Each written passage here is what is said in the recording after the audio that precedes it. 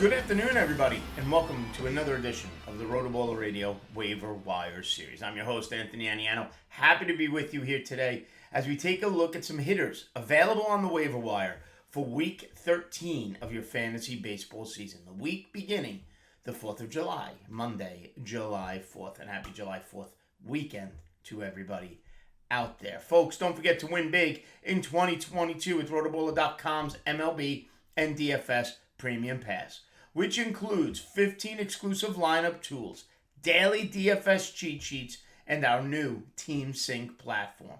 Use RotoBaller's exclusive hitter projections, pitching planners, DFS value plays, research stations, lineup optimizer, and more to help you win big.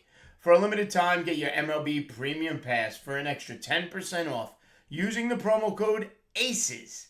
Visit rotoballer.com, sign up today, and start rotoballing like a boss. All right, folks. Checkpoint 2 of the fantasy baseball season. Memorial Day is 1, 4th of July weekend is 2. So here we are, deep dive into that waiver wire as we prepare, really, just about for the second half of the Major League Baseball season. And as always, we throw a catcher around at you, but this catcher's not at the Major League level. This catcher, though, is, however, the 5th best prospect in all of Major League Baseball, and the New York Mets' number 1 prospect, and that's Francisco Alvarez, currently dominating down at AA. And being in the New York area, and anybody knows me knows a Mets guy, the buzz is circulating that Alvarez is going to get the call at some point. Whether it's to catch, or I think even better, DH, as the Mets just haven't gotten the production out of guys like Dom Smith and J.D. Davis, to come up and just hit for them. Maybe not catch this year. And it's understandable with veterans like Max Scherzer, Chris Bassett, Carlos Carrasco, and then DeGrom coming back at some point in the coming weeks. It makes sense to stick with the veterans, the Nitos and the McCanns, who don't offer much offensively. However, that bat can have an impact, especially if they bring him up to DH. Currently at the AA level, hitting .277 with a .926 OPS, 18 homers, 47 RBIs, 43 runs scored through the first half of the AA season. He's only 5% rostered on Yahoo, so he's available. Most people don't expect him to get called up, but I'm just telling you, the buzz in the tri-state area is Alvarez could get the call at some point and possibly to DH. So even a little less wear and tear for this year. In the future, eventually he takes over behind the plate, but for the Mets' playoff push, he could provide a nice bat down the stretch in that DH role. So be mindful of him, because even if he DHs, he will be catcher eligible. Speaking of young players, let's slide over to the corner infield spot. And Derek Hall, just called up by the Philadelphia Phillies to replace Bryce Harper as the team's DH. And he comes up, they put him right in the number 4 spot in the batting order. And he's already got 3 homers, 4 RBIs, and 3 runs scored, hitting .231 through his first 3 games. Now, full disclosure, I didn't say this at the start. I am recording this the morning of Saturday, July 2nd. So this is through these stats are through Friday, July 1st. Obviously can change by the time you see them.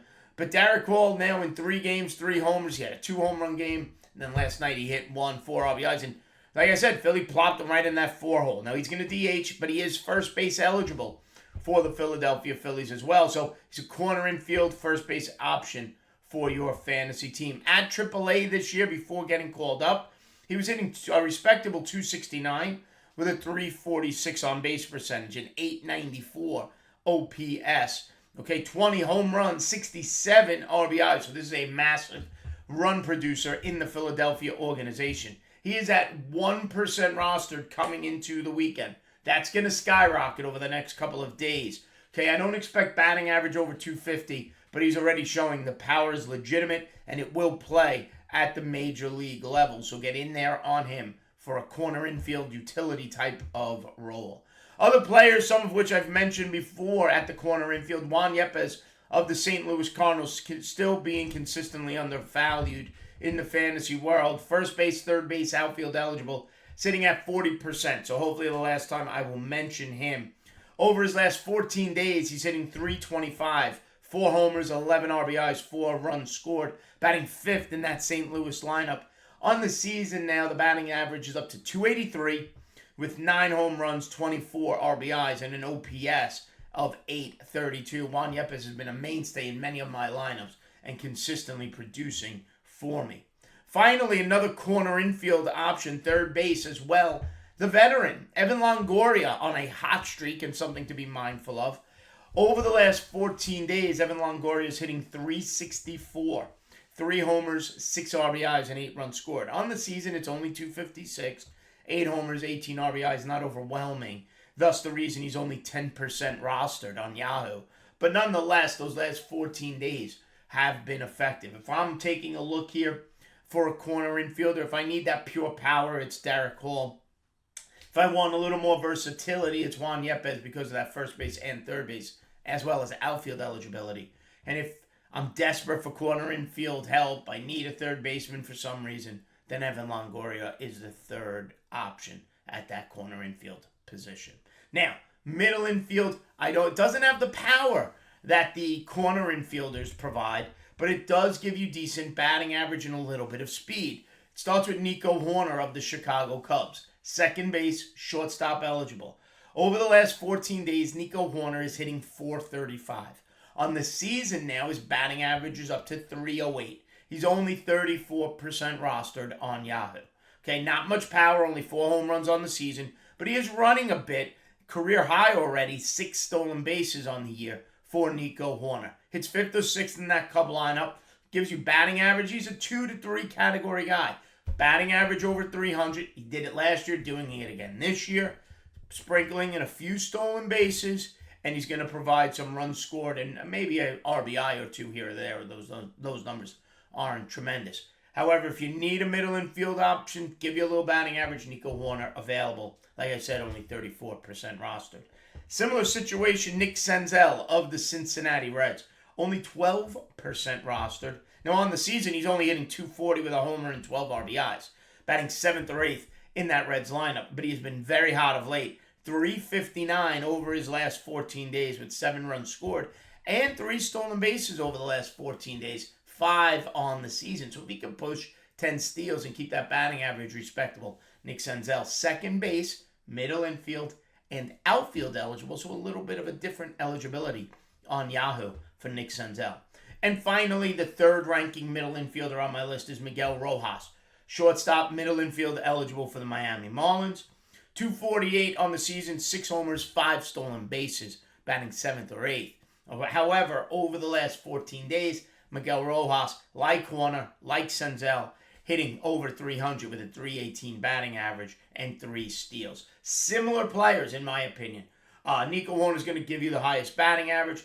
All 3 of them, Hoerner, Senzel, Rojas, sprinkling some stolen bases, occasionally a little bit of pop, and kind of batting in that same spot in the batting order, 6, 7, 8 there, bottom half of their team's batting order. Very similar if you need middle infield and don't have to spend a lot of fab on any of them.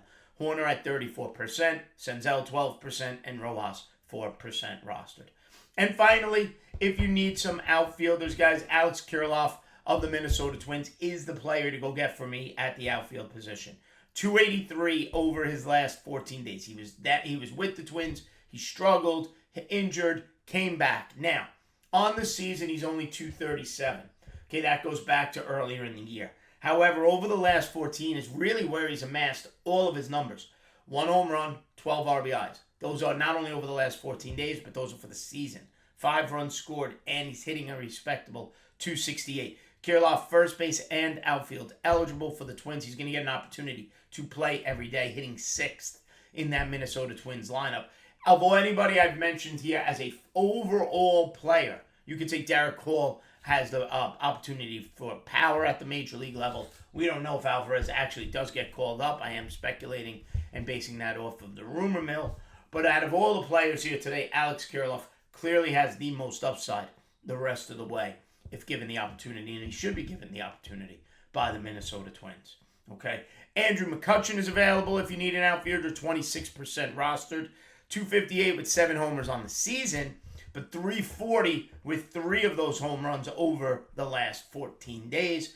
And finally, if another pure power ad, Jack Sawinski of the Pittsburgh Pirates, only 15% roster. Now, It's not pretty. It's 214 for the year. It's only a 300 on base percentage, but it's tough to ignore 13 home runs for the young Pirate outfielder. Not even driving in many runs with it. Only 23 RBIs for 13 home runs. But if you need a power push, Bryce Harper type of situation, and you only have a few dollars left in Fab, Jack Suwinski with 13 homers, and 5 of those 13 home runs over the last 14 days.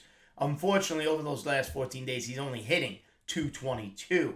Okay, so Suwinski's got really a one-trick pony, 5 homers and only 7 RBIs over the last 14 days. But if you need a lot of solo home runs in your lineup, then Jack Suwinski is the guy for you from the Pittsburgh Pirates. All right, catcher, might be time to take the flyer on Francisco Alvarez. Corner infielders, providing you some power. Derek Hall of the Phillies, Juan Yepes of the Cardinals, also outfield eligible, and Evan Longoria of the Giants. Middle infield, providing you batting average and a little bit of speed. Nico Horner, Nick Senzel, Miguel Rojas. Outfielders, Alex Kirilloff, Andrew McCutchen, and Jack Suwinski, a one-trick pony powered hitter right now for the Pittsburgh Pirates. All right, everybody. Don't forget, stay right here on the RotoBaller YouTube channel. Make sure you check out the pitcher waiver wire video as well as all the other actions. Follow me on Twitter at @Aniano Like I said, like and subscribe to the RotoBaller channel, and make sure you download the RotoBaller app for your phone. Whatever sport you're looking for, football, baseball, news, articles, opinions, whatever you want, that RotoBaller app gives you access to all of it as well. All right, everybody, we will see you next time. Enjoy the 4th of July weekend. Have a good one, folks.